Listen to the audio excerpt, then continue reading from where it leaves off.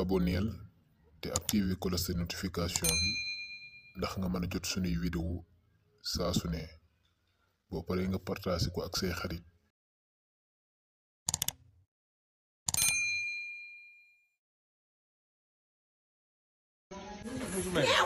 waaw mais Diop yow daa nga may nga jógee nii de. Awsa bin jàpp Medina muy jaay jàpp muus dañ koy door a jàpp de mais bëri na fi jaaykatu may ga yoo xam ne ak ñi taxaw ci trottoir di jaay ay sandis ay yàpp muus nan lay jaay xanaa xamoo may ga kañ ngay xam ne ñi ay yàpp muus dañuy jaay rek yàpp bi lay jaay day dëgër peeru xeetu dëgër goo xam ne mënoo koo sàqamee ba mu jàll da nga koy mujjee warax.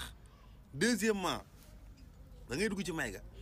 gis ñu tànk benn potu diw def ko ci pool bi potu diw boobu mën nañ cee jaay 200 000 personnes ci benn pot bi bu ñu def noonu de day dem ba diwlin bi day changé couleur ñuul kukk ne huile ñu gudd na di si jaay loolu danay jox ay cancer de poumon ak ay feebar yoo xamante ay yu bon la lay jox sa yaram bi mooy yàqu nga xëy dee. Deuxièmement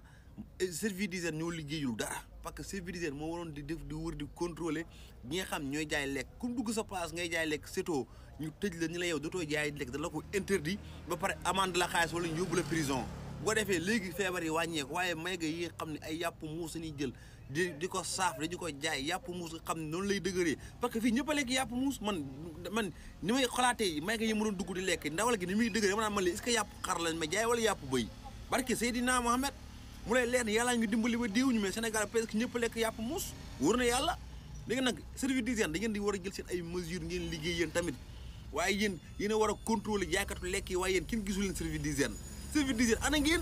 service d'hygiène du ngeen génn ngeen wax seen wane seen bopp